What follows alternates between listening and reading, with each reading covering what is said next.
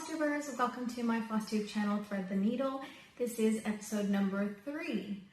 So, quite a bit has happened since the last time I was with you. I spoke a little bit about my works in progresses. I briefly touched on my stitching method, how it varies from project to project. I thought I'd touch on that a little bit more this time. I also touched on how I was thinking about starting a non-full coverage project, and we'll see if I did that. But to start off today, I'm going to start with progress on my work in progresses. And the way that I picked what I was going to do in the last 2 weeks was I have an app on my phone, and it has a random picking wheel. You click the button and it tells me what to stitch on. So this time, what I decided to do was, instead of doing just one a week, that would only give me 2 between each Flosstube episode, so I thought, I think I want to show a little bit more than that. So this time I decided to stitch up to 1,000 stitches on each project before I spun the wheel again, and it told me to pick another project. So the first time I spun it, it picked SK Winter Wings. And funnily enough, after I did one set of 1,000 stitches, I actually stitched 1,100 stitches on it before I switched projects.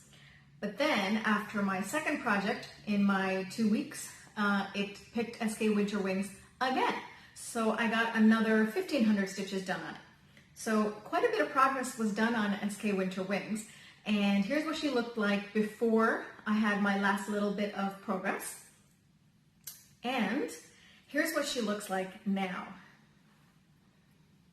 So as you can see, there is quite a bit of more of her dress coming out, and there's not much left in the project. I think this is where the end of the project is, so just a few more rows there. But here's what she has so far. I think maybe I was around here the last time that we did it. It's actually a fun project to work on, lots of blues and grays, and I think because there's so many different blues and grays, you really get to see the texture in her dress, which is really great. And then of course she has these odd flowers holding up the different sections of her dress, but it's just really, really pretty. And so I actually got both these rows done. I think I did 2 rows at a time. So this is how my stitching method on this one worked. So you will see, I always grid my pattern. I always grid it in 10 by 10 squares, as you can see. And I will start in, yes, that's the upper left corner. So I will start here. You'll see I went over a few stitches here if I had like extra thread and I wanted to do more. So I will start here and I'll pick the first symbol, and I will, for this particular project, I picked 20 down. So for all these rows. So I start here and stitch all the way across these 2 rows, however much of that symbol there was, and I would end the thread. Now, in one particular case, in this dark blue color stitch right here, there was like 1 stitch over, I think it was over here in the darker section. And I checked, and the great thing about Pattern Keeper, my stitching app that I use, it tells me how many more stitches of a certain color that there is. And when it told me, when I was stitching that final dark blue color, that there was only 1 more stitch, I decided to go ahead and stitch it. So that's that final stitch all the way over here. So instead of having to thread and rethread my needle, I decided to go ahead and stitch that final stitch. Otherwise, I would have stopped here. So this is how I did this project. I will go across the columns, 2 rows down, and again, when it got picked again in my random wheel for my work in progress order. Now, I like that sometimes I go beyond the lines. That way there's no line pages. I found whenever I tried to park, there was quite a few I don't know if you can see it on this one. In this section here, I'm hoping it comes out. You can see a few column lines, and that's where I tried to park in this project, and I wasn't happy with the columns showing up, so I stopped that, and I'm hoping that it comes out in the wash, and then if the framer can nicely stretch the fabric and get all those imperfections out. But yeah, so that's her. So she got quite a bit of love this last 2 weeks, and she's coming along just fabulously, and I can't wait to finish her because that means I'm allowed to start another one. Although that's not a rule that I always follow. I start whenever the mood arises. Now, on to my next one. The next work in progress that I have to share with you is the London piece. So the London I started was a fairly new project that I started, and I thought, again, like I said, sometimes I get in the mood and I want to start parking again, but I quickly get out of that mood. I think I need to just bite the bullet and realize that parking is just not for me. Some people love it. They love how it keeps everything clean. For me, the threading and rethreading of the needles is a headache. I find myself a much, much slower stitcher with parking. Even if I were to do not a 10 by 10 block, but a 20 by 20. So this one is also stitched on 22 count like the SK Winter Wing was. So here's what I have done so far. Let me take that off the magnet. There we go. So you can see that I did start parking, and then I got frustrated as per normal, and I started stitching all the parked threads. In the process of stitching it, I am going in the diagonal, and it actually works well with the picture the way it is there. The diagonal works well, but once I finish all of these threads, I think I will try a diagonal cross country. So that is what I think I want to try, is like on Winter Wings, instead of going across in columns, I still have my dots in my water soluble pen to grid my fabric. So instead of going across, because hers, that's all the width that she is. So it's very easy just to go across the whole way. But for this one, she's quite a bit wider. So instead of going all the way across a page, I think I'm going to go in the diagonals. So once I get all the threads parked and get them out of the way, then I can start going down this way, cross-countrying within one. I think I might start with a 10 by 10 column diagonally. And this one you can see, obviously there is some cross-country stitching going on there, only because I wanted to finish off the threads that were hanging. And once that's done, I think it'll look much neater, and we'll see how we go with that. Again, I might change my mind halfway through the project on my stitching method. I find whatever mood I'm in and whatever goes faster is what I prefer. And so that's 2 projects that I worked on. And then there was one final one that my spinning wheel told me I could work on this time, and it was my world travel bookshelf. I did not get as much done on that. So again, just to go back, I got 1,200 stitches done on this one. So I was happy with that. I was able to stick to my plan of 1,000 stitches before moving on to the next project. The 1,000 stitches on Winter Wings and this London project takes me approximately 3 nights. So again, I stitch at the end of the night when all the work is done, everyone is quieted down, and there's nothing else going on that needs to be done, and I can just sit and stitch until it's time for me to sleep. So this time when I got to the World Travel bookshelf, as you know, I'm doing one shelf at a time. I'm not going to attach the shelves. They're going to be framed separately. So in this one, you can see that I got quite a bit of work done here. I believe that was empty, and this got filled up, and now I'm working in here. So this one is one that I'm working in a 20 by 20 across column. So you can see that's 20 stitches across. And you will notice here that I have some stitches here that I have cross-countryed over. And that is because I don't like to pack away a thread after doing just a couple of stitches. So if I have a stitch here, I think these ones were somewhere along here, and instead of finishing the thread, putting it away, I thought, why not just finish the length of that thread? So I continued on to see where it was, and then if there was nothing left in this column, I would jump over to the next and work my way up. So that is how I'm cross-countrying within columns in this one. So instead of just going wild and going wherever it takes me, I'll go all the way down this column and then jump over to the next and go up.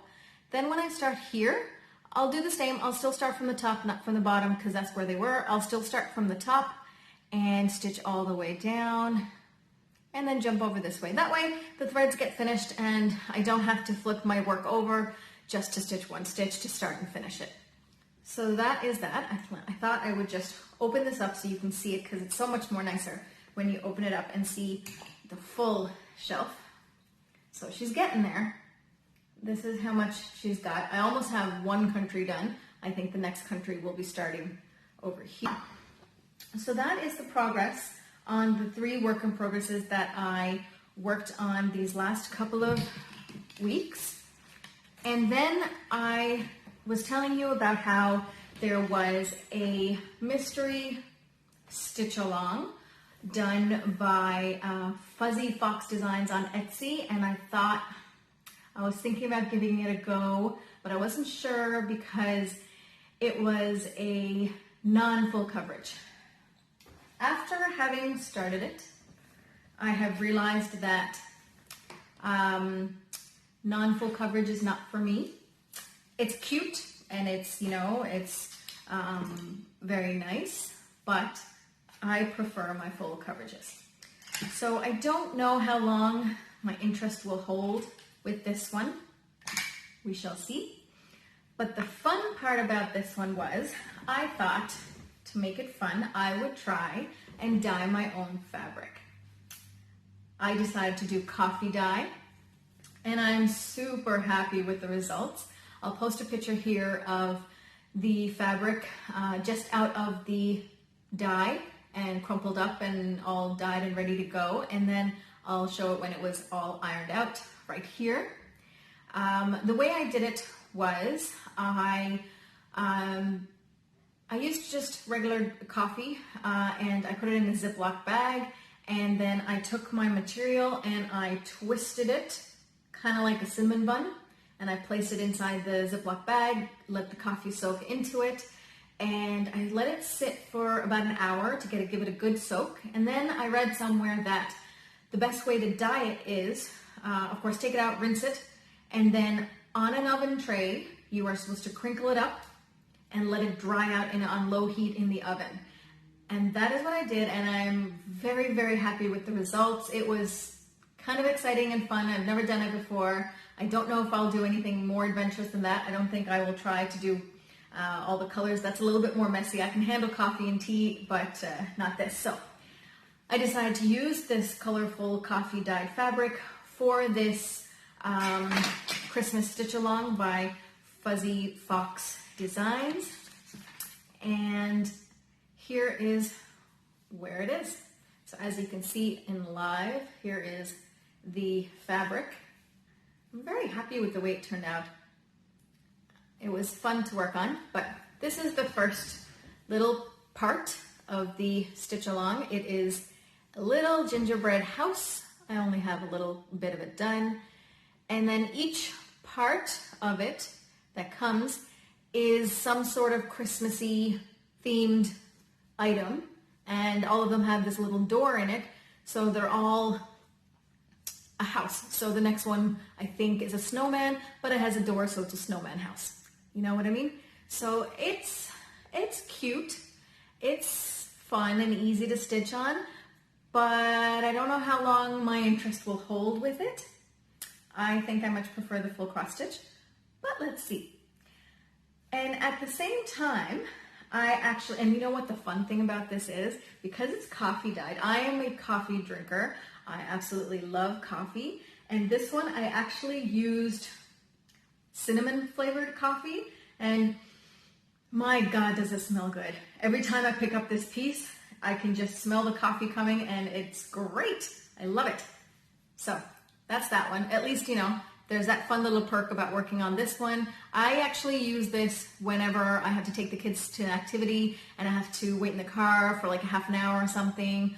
Or if I'm doing some work around the house, or if I'm cooking and I have just a few seconds to pick up something, I'll just pick this one up because it's an easy stitch.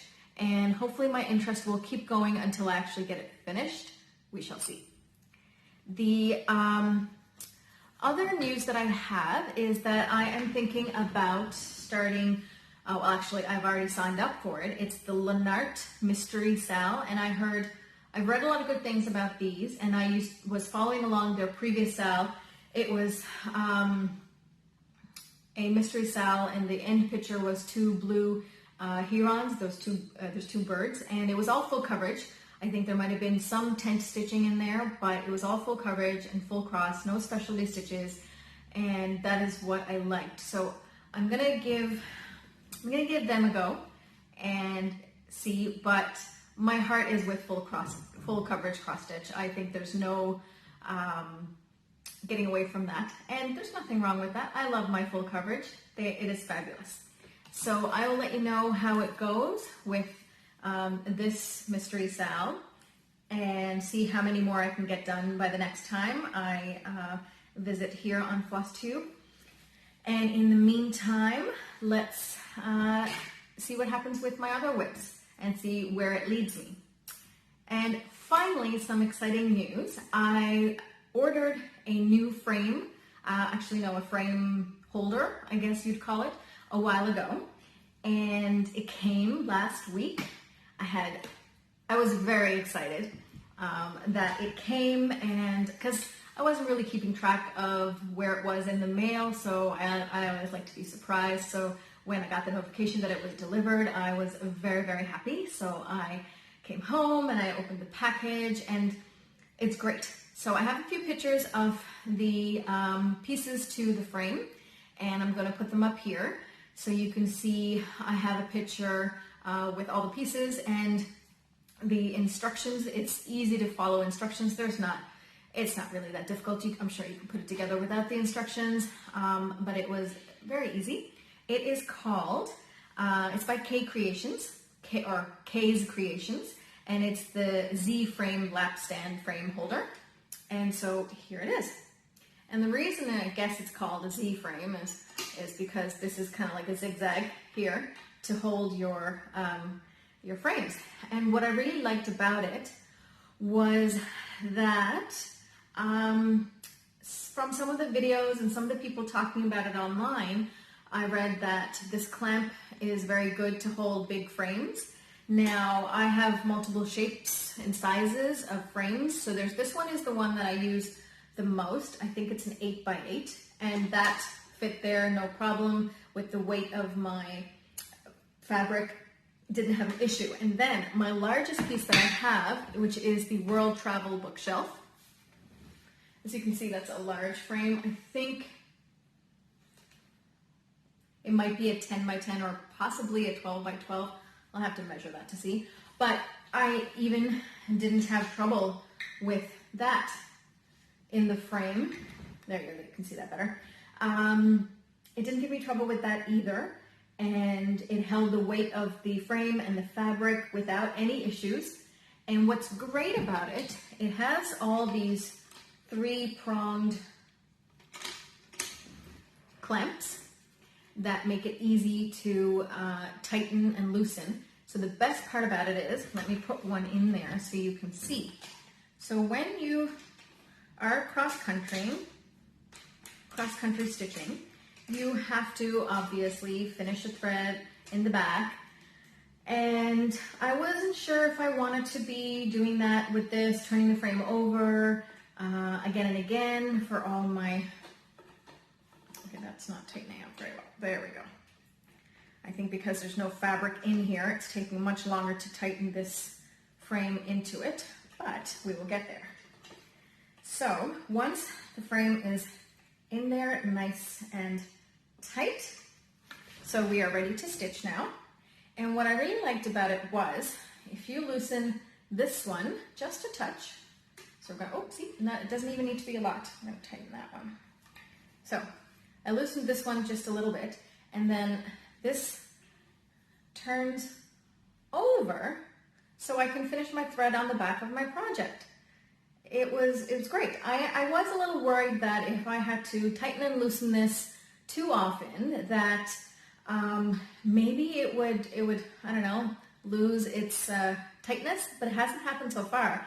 And I actually, to avoid having to flip my project over again and again, I thought, why not try and see if there's a way to finish the threads on the front. I know it's crazy and it sounds very, very messy, and I wasn't sure what I would find out there, but I read somewhere that you can finish a thread on the front. And so I tried it on this one, the World Travel Bookshelf, and not super happy with the result. All it said was basically the way that you would finish or start a thread on the back by weaving it under existing stitches was what it asked you to do on the front. So I'm going to try and give you a close-up, because I can actually pick out where I finish the thread off in the front, because you know how it is. If it's your work, you see every little piece of difference, every little mistake that probably no one else can pick out. But because it's your work, you know where it is. So I'm going to try and see, and I don't know if I should show you or not where it is, but here it is. So I'm hoping it's a small enough little inconsistency that no one can tell when it's finally framed. So right there, see that line right there? Let's see if the camera can focus on the stitching. See that line right there? It's a tiny bit raised. So that is where I weaved the thread under on the front of the project. There's a couple of places where I did it. And one, I wasn't happy with how it raised the existing stitches. Two, I wasn't happy because it said to go under just, 3 or 4 stitches, and I'm convinced that it's gonna unravel. So as we're going along with this project, we'll see if I end up with any loose stitches. That will be a disaster, but it'll get fixed. So I only did it for a few times, and I wasn't happy with it. So I decided to say, you know what, forget it. Let's do what the K's Creation Stand was meant to do, and I'm going to use it the way it's meant to be used, and I will flip my work over. I should probably loosen that first thing. So I'm going to loosen and flip my work over as needed. And it's really great because you can loosen it to get it at whatever height you want and tighten it up. And then this, so there's 3 of them, this one, and this one. And you can, if you're stitching in a chair, if you're stitching on a table, you can adjust the height. It is just grand. I highly recommend it for those who like to stitch two-handed, and that is primarily why I got this stand as well. I like to stitch two-handed whenever I can because it speeds up my stitching just a touch more, and I don't mind stitching in one hand, but sometimes if I really want to get some work done, the two-handed stitching is helpful. I do find that two-handed stitching obviously is much better on the lower counts, so the larger fabric holes, so like the 22 counts and the 18 counts. So both the SK Winter, I just love looking at her, so I had to show her again. Both the SK Winter and my London piece are 22 count, and I find double hand cross stitching on them much more preferable. The 18 count one that I'm doing this one in, the one that smells like yummy coffee, it's not that hard. That's an easy stitch with one hand, so I don't want you to bother about putting that in a stand. That's fine. But I do find this one, I don't know why it is, but I find this one a little bit tougher to do with two hands, but once I get into a rhythm, it takes me a while to get into a rhythm, but then I can get it done. And so that is all I have to share with you today. I hope you kind of understand my stitching method a little bit more. I've decided parking is not for me.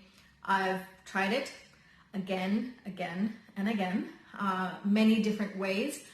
I have tried, believe it or not, I have tried cross-stitching down a column of 10, so doing a full 10 by 10 block, then parking the stitches, and then going down the column. I have tried, actually on this project, 20 by 20 blocks, and that was okay, only because the count is so little that you actually get a lot of stitches done within a 20 by 20 block. And again, after a period of time, the hanging threads were just, I think it might be a little bit of OCD in me. I just could not handle the hanging threads, so that had to go very quickly. And so I continued on. Then I actually tried that, like I mentioned, on Winter Wings. The way that I parked on her was I would do 10 by 10 columns, but I parked all the way across. So that means that if there is one blue color here, you stitch it in that 10 by 10 and then you park it underneath. Then to start working the second column, even though that same color is over here and you parked it down here, you start this again. So you're parking all the way down the project. I did that, and that's when I ended up with the lines that I'm not happy with. In this camera, I'm seeing that you can't see it that well, which is great.